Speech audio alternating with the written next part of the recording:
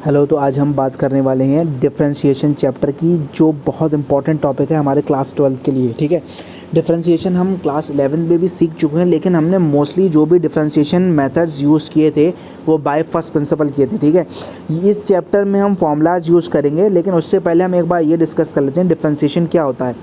अगर एक simple language में बोला जाए तो डिफरेंशिएशन का मतलब होता है, अगर हमें एक फंक्शन दे रखा है, मान लीजिए एक होल कोई पार्ट दे रखा है, उसको एक छोटे छोटे हमने डिविजन्स में बांट लिया। ठीक है, तो एक छोटे से छोटे हिस्से को अगर हम बांट लें किसी फंक्शन में, उसी को हम उसको डिफरेंशिएट करना कहते हैं। ठीक है, तो किसी भी चीज़ को अगर हम ब्रेक कर लें स्मॉल पार्ट्स में, तो उसको हम सिंपल वर्ड्स में डिफरेंशिएशन बोलेंगे। ठीक है, अब अगर आपको कोई फंक्शन एफ एक्स दे रखा है तो उसको हम डिफरेंशिएशन किस फॉर्म में दे सकते हैं, d over d x of f x दे सकते हैं। ठीक है, और हमें ये पता है कि फर्स्ट जो हमारा प्रिंसिपल लगता है 11th क्लास में पढ़ चुके हैं, वो क्या लगता है, limit h tends to 0 f x plus h minus f x upon h लगा दिया जाता है सीधा सीधा। ठीक है, और इसको हम इस फॉर्म में भी लिखते हैं, क्या है देखिए, जब माइनस का साइन आएगा तो कितना आ जाएगा, limit h tends to 0 f x minus f x upon minus h आ जाएगा। ठीक है,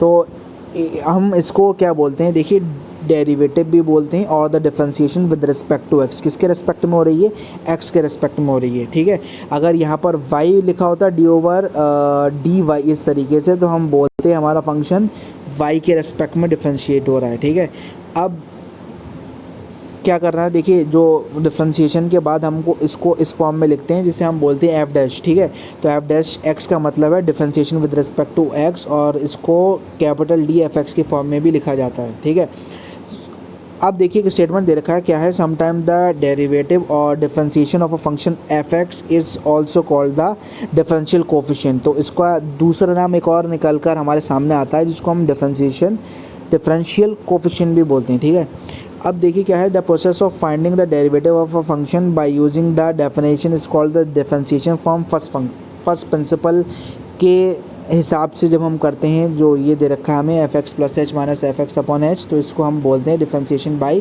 फर्स्ट प्रिंसिपल। ठीक है, और दूसरा नाम इसके लिए क्या है, देखिए ए बी इनिशियो मेथड, और बाई, ये क्लियर नहीं है हमारे पास नाम, और सीधे सीधे हम इसको ये बोल सकते हैं कि फर्स्ट प्रिंसिपल मेथड जो मोस्ट कॉमन है वो फर्स्ट प्रिंसिपल मेथड है। ठीक है, अब कुछ फार्मूलाज हैं, हम 9th क्लास में डिस्कस कर चुके हैं, इसका प्रूफ भी पढ़ा था, तो एक बार डिस्कस कर लेते हैं। अगर x की पावर n का डिफरेंशिएशन करेंगे तो n x की पावर n माइनस 1 के इक्वल होगा। ठीक है, अगर आपको बोला जाए डिफरेंशिएशन हम कर रहे हैं a की पावर x का, ठीक है, तो ये होगा a की power x log a to the base e होगा।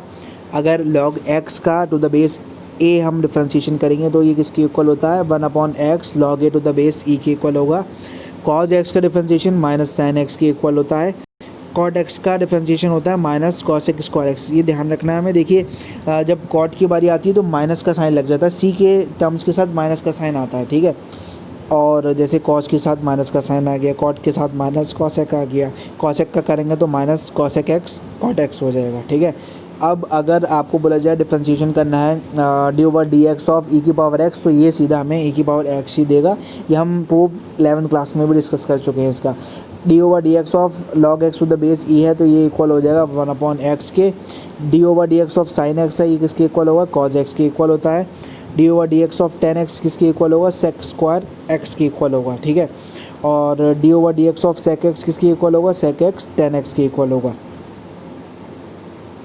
तो ये इंपॉर्टेंट मेथड से या फॉर्मूला जिसको हम बोल सकते हैं, इसी के अलॉन्ग जो है हम जो भी फंक्शन दे रखा है एक्स के रिस्पेक्ट में, जब हम इसको डिफरेंशिएट करेंगे तो अगर कोई भी लेफ्ट हैंड साइड जो हमें दे रखा है उसको रिजेंबल करेगा, तो हम वही वाला फॉर्मूला यूज़ करेंगे अपने क्वेश्चन में। अब देखिए यहाँ पर कुछ हमें रिकैप्चुलेशन पार्ट दे रखा है, क्या प्रोवाइडेड है इसमें। सबसे पहला पॉइंट दे रखा है कि अगर कोई भी कांस्टेंट फंक्शन है उसका डिफरेंशिएशन हमें 0 दे देता है। कांस्टेंट फंक्शन से मतलब है, मान लीजिए हमें फंक्शन में दे रखा है 5, 2, 3, 4, ये सारे नंबर्स हैं which can also be known as constant. ठीक है, तो कभी भी हम कांस्टेंट का डिफरेंशिएशन करेंगे तो हमारा रिजल्ट आएगा 0 के इक्वल। क्लियर है बात। अब बढ़ते हैं नेक्स्ट पार्ट की ओर। कि स्टूडेंट्स नेक्स्ट जो पार्ट हमें रिकैप्चुलेशन का सेकंड पॉइंट दे रखा है वो क्या प्रोवाइडेड है, let f x be a differentiable function and c be a constant, ठीक है। तो अगर हम किसी भी differentiable function that is f x की अगर कांस्टेंट से मल्टीप्लाई करेंगे तो इसका मतलब अगर पूरे का हम डिफरेंशिएशन निकाल लें, ठीक है, तो जो हमारा कांस्टेंट होता है वो बाहर आ जाता है और हम सीधा सीधा डिफरेंशिएशन जो करते हैं वो फंक्शन का करते हैं। मान लीजिए आपका दे रखा है अगर 5 इंटू एक्स दे रखा है, ठीक है, तो हमारा 5 से मतलब नहीं है, हम डिफरेंशिएशन किसका करेंगे, एक्स का डिफरेंशिएशन करेंगे, ठीक है। अगला पार्ट देखिए क्या दे रखा है, प्रोडक्ट रूल क्या होता है। अगर हमारे दो फंक्शन मल्टीप्लाई की फॉर्म में, ठीक है, तो हम उसका डिफरेंशिएशन कैसे करेंगे, पहले हम करेंगे d over d x of f x multiplied by g x, यानी कि फर्स्ट फंक्शन का डिफरेंशिएशन कर देंगे, second function as it is उतर जाएगा, प्लस फिर क्या होगा, first function as it is उतर जाएगा multiplied by differentiation of second function हो जाएगा, that is d over d x of g x. Clear है बात। अब देखिए अगर आपको तीन फंक्शन दे रखे हैं प्रोडक्ट की फॉर्म में, तो इसका क्या होगा, देखिए d over d x of f x g x h x ऐसे आ जाएगा, फिर एफ एक्स इसको ऐसे रहने देंगे, फिर हम डिफरेंशिएशन करेंगे d over d x of g x का, और साथ में h x as it is उतर जाएगा, ठीक है, प्लस उसके बाद हम लिखेंगे एफ एक्स जी एक्स और फिर हम करेंगे d over d x of H x, यानी कि फिर होगा थर्ड फंक्शन का डिफरेंशिएशन।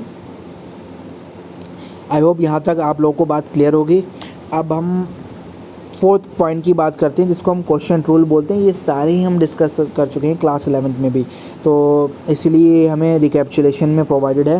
तो d over d x of f x over g x, यानी कि दो फंक्शन अगर डिवीज़न फॉर्म में है तो उसका डिफरेंशिएशन कैसे होता है।